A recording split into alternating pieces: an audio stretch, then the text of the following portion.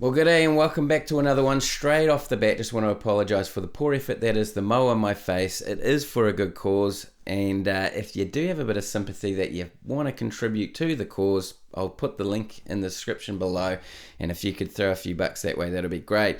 But All Blacks versus Italy. Italy, they've never beaten the All Blacks, and they're coming off a pretty close and scrappy win against Georgia. And for the All Blacks, this is the last game of quite a long season, and certainly the end of year tour has been pretty long. It's been a 5-game end of year tour, and I think the All Blacks started to show some signs of fatigue last week against the French. That's my opinion. And losing that one by 1 point. So anyway, let's get into the game. It was a pretty messy start to this one. There was errors for both teams in the first, certainly few minutes in particular, but Patrick Tuipulotu received the kickoff, put his foot out. Roygaard then kicked out on the full. There was 2 lineouts against the throw, I think one each for each team, and then two Italian handling errors. Roygaard didn't clear. I think there was a bit of a charge down, and that could have been a big issue if Italy hadn't knocked it on. The All Blacks did earn 2 scrum penalties, and that was ominous for the rest of the game. But it was 9 minutes before the All Blacks actually got into the Italian territory, and that lasted 30 seconds. The All Blacks, Italy winning the turnover in the maul.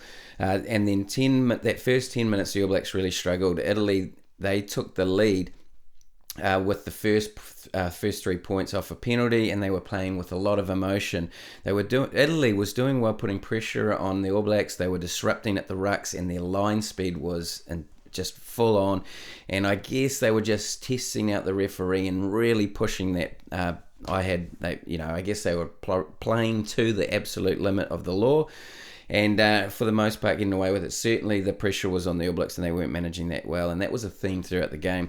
The All Blacks did level and kick their own penalty, but then straight off that kickoff, mucked up sort of receiving that kickoff and giving away Italy a penalty. I think it was, again, that sort of getting in the way of the kick chase.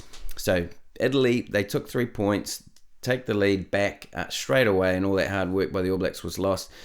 There was plenty of Italian penalties, but they were still pushing the boundaries the whole time, and it was working. Scott Barrett, he got then yellow carded for a neck roll, and I thought that hot on this, but he wasn't really around the neck. It was he had sort of got his arms right around below the Italian player's arms and sort of rolled him that way. However, Scott Barrett got it wrong, and I thought he could have cleared that player much easier than the tactic he used. So anyway, he gets a yellow card, and then after 20 minutes, Italy was still leading. All Blacks, they kept it tight. They started to then bring it in a bit closer, kept it tight, closer to the ruck, and it was starting to work. The All Blacks were starting to make some momentum. Still messy, but then Roygaard spotted an opportunity, and he doesn't need too much space. He took advantage of just a little bit of disjointed defence from Italy. It was probably the first time that there was a little bit of space there, and he scored. The All Blacks did take the lead at that point. Around the 30-minute mark, the All Blacks scrum in Italian territory was without Scott Barrett. Probably should have just played the quick ball from that. The All Blacks, obviously knowing they had the dominant scrum, were really trying to draw those penalties. But anyway, so Italy was able to sort of shut that down. The All Blacks, they finally made a good line break. I think by this point, I mean, there was a few in the first half, but by this point, it felt like this was the first one, but they finally made a good line break through Wallace Satiti, very nearly scoring in the corner, but that Italian defence desperation managed to sort of get to the corner, and there was a rush offload from Satiti, and probably one of the only mistakes he had made. And was it a mistake? I mean, he was just trying to probably push that pass, and I noticed Wallace Satiti, when he does make an offload, he makes sure of it. He does wrestle and fight until he knows he has that ability to get a clean offload. This one he rushed it a little bit, and I had noticed a phase or two before when Satiti did take it into a ruck, when there was probably an offload opportunity, he actually decided not to. So anyway, he would sort of was a little bit gutted by that, and then sort of from that, Scott Barrett had come back on the field and then just dropped it at the line out. I mean, I just couldn't believe some of the errors that were happening. The All Blacks did make another line break through Will Jordan late in that first half, and the Italian defence was pretty much completely out of structure by that point, and the All Blacks were hammering away. Jordan did find another break, and he did another gap in the defence, and he scored. So 17-6 at half-time. Lineouts lost 3-2, so the All Blacks did lose a couple of lineouts. Turnovers conceded 9-11. I think All Blacks giving away a couple more turnovers. Penalties 8-4, so certainly leaning towards Italy there. They had been penalised a number of times, but the All Blacks hadn't been able to take advantage of that. Tackles 83-34. I mean, some of the stats I see are so varied with some of these things, but certainly the bottom line is Italy probably made at least double the tackles the All Blacks had. Missed tackles 14-2. Line breaks 1-5. All Blacks making 5 line breaks and about 14 tackle busts. Still not able to score more than 2 tries. Italy had won 4 turnovers, and I think that was quite key in that first half in particular. They had done quite well with 1 maul turnover and a few ruck turnovers. Territory 33-67 in All Blacks' favour. Possession 39-61 in All Blacks' favour, and the All Blacks had 6 offloads to 2. The All Blacks completely dominated the scrum, and of course a little bit mixed with the line out, but did do a couple of very good line out mauls in that first half to gain pretty good yards. Italy, way too many penalties and errors, but they only found themselves behind by 11 points at halftime, and I think they'd probably consider that a bit of a win. The Italians kept it close by their absolute commitment to that defence, and at that breakdown putting that pressure on. Their line speed was absolutely smothering the All Blacks attack, and the All Blacks really struggled to gain any momentum from the dominance and the stats they had in terms of attacking stats. The All Blacks finally started to make a couple of breaks there towards the end of that first half and tackle busts, and Roygaard, Satiti and Jordan in particular really starting to capitalise there. But a lot for the All Blacks to improve on in the second half. Same probably with Italy. They had made a few handling errors when they finally did get the ball and just gave it back. So let's get into the second half. Another kick retreat obstruction to start the second half was the first play, I think, from the All Blacks, giving the penalty, giving the ball straight back to France. Then there was a scrum penalty earned by the All Blacks again, but that advantage was lost at the line-out when the All Blacks kicked for touch. Pretty frustrating stuff there. A good All Blacks break by Mark Talia off a turnover, but the All Blacks, they just mucked up another opportunity and very unsettled on attack. It didn't matter, that play, that phase, or set of phases didn't matter too much because it was called back. Patrick Tuipulotu had given away a penalty for making head contact, and I personally felt like this was one of the best common sense decisions that the referees had made. I mean, when there's head contact, pretty much these days, you expect a yellow card. However, it was just deemed a penalty, and there was some mitigating factors there that the referee was pretty clear about. And so I felt there was a bit of common sense there. Italy, they made a pretty good breakthrough. Capnozzo, I don't know how to say that properly, Capnozzo, and they just hammered the All Blacks on their own line, and it was really impressive to see. It was probably the best passage Italy had with the ball. The All Blacks were then warned for repeat penalties in that sort of area, and then the All Blacks did give away another one. So Anton Leonard-Brown, he got a yellow card. He was stripping in the tackle. They were trying to hold up the maul. For me, that was relatively borderline, but the referee had warned, and the ball was stripped out just as it went to ground. So sort of in the tackle and not releasing whatever, it was just a bit messy. Anton Leonard-Brown paying the price for a series of team infringements. The All Blacks, made some forward reserves at that point, and they made an immediate impact. They were able to stop the Italian line-out maul 5 metres out, and All Blacks then earned a penalty from that subsequent scrum. Massive turnaround point there, and you could just see a bit of energy back into the All Blacks because that was lacking for most of this game. The All Blacks, they cleared well from that penalty. They won the line-out, but then the kick into the Italian 22 just made no sense to me. It was too deep, and the Italians took the mark, or the fullback took the mark. But the All Blacks got the ball back because, of course, Italy had to clear. But then Barrett kicked into the Italian 22 again, but that was from a free kick. So he had more time to take the kick. I think he overkicked it, was trying to put a sort of a spiral bomb in, but again, just a poor option and poor execution. Italy, they were still up for the contest at this point. I think there was around about 20 minutes to go, and then, one of the Italian props earned a very good turnover penalty at the ruck. Just hard to move props when they do get into position if they can get their timing right, but very good penalty earned by Italy to stall and sort of prevent the All Blacks to really attack in that moment. 60 minutes and at least 4 scrum penalties by this point to the All Blacks. Italy are finally warned. The All Blacks hammer away at the Italian defence, and possibly the most phases in one sort of attack period in the game. I think there was about 14 phases.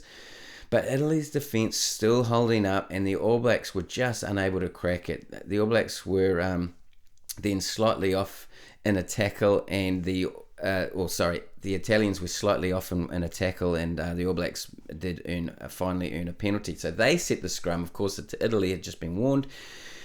And then, of course, there was another penalty from that scrum. So one of the Italian props did get yellow carded. The All Blacks' attack, though, had just been so average. They had plenty of opportunities. You don't want to, take too much away from the Italian defence. I must admit, it was pretty impressive. But they did have the All Blacks did have opportunities, and they just weren't executed well enough.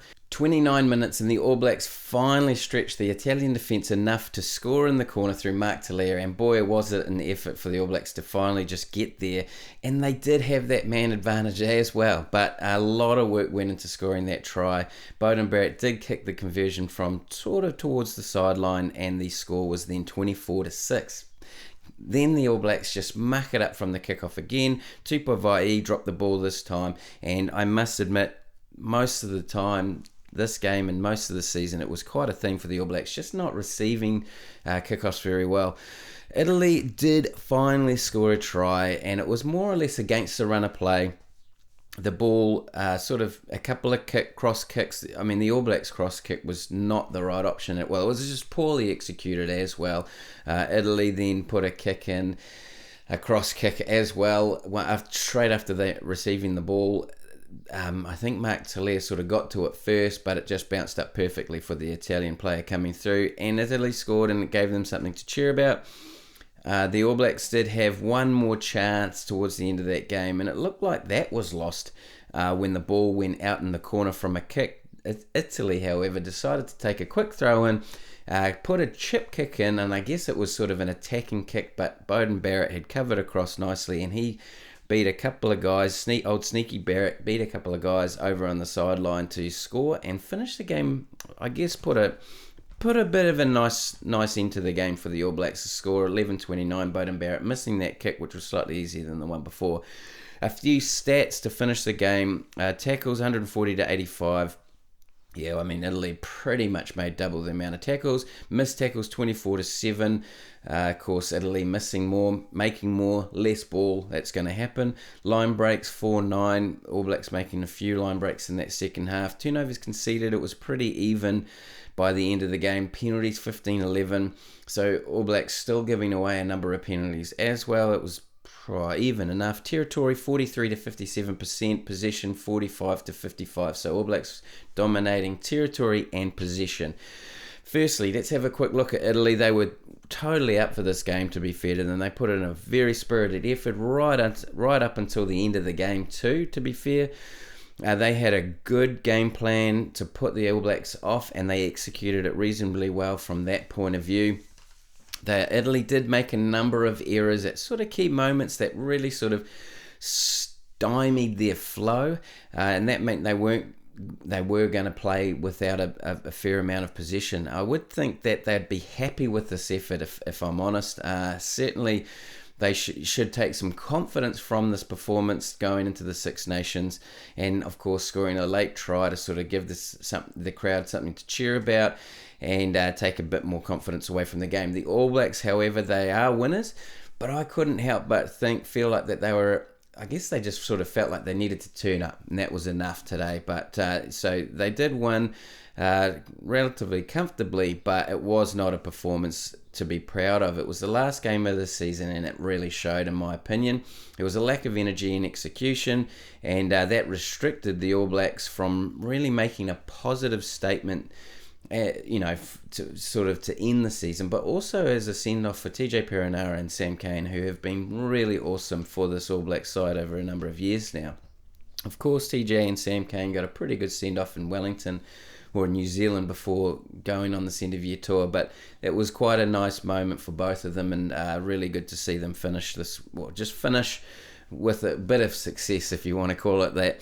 The All Blacks possibly should have made some more personnel changes, in my opinion, in terms of the squad, or the 15 to 23 players, and bring some fresh energy. Guys were a bit lethargic, and we've seen it before when there's a lot of changes made too, and it's a bit disjointed. However, I felt a bit of fresh energy would have been good for this game. The All Blacks did dominate position and territory. Their scrum was very dominant, but when you have that level of dominance, execution was the issue, passing and kicking in particular, and that was really a reflection probably on the Italian defence and their effort that they had made.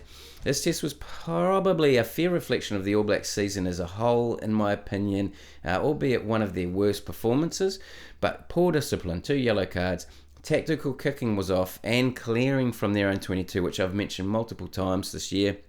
Managing rush defence, just can't do it. Richie Mo'unga was a little bit better at that, but the All Blacks are still trying to work out how to do that. Protecting own ball at the ruck.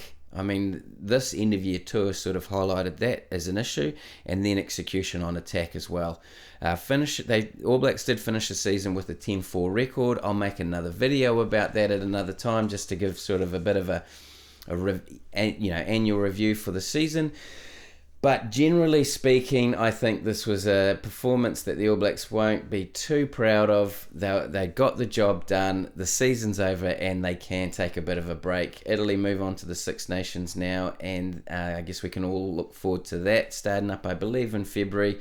And that otherwise, though, certainly for the All Blacks and Italians, that's the end of the international season. So, yeah, pretty interesting way to finish, but let me know what you think, and if you have watched this video right through till now, I do appreciate it. Thanks so much. Cheers.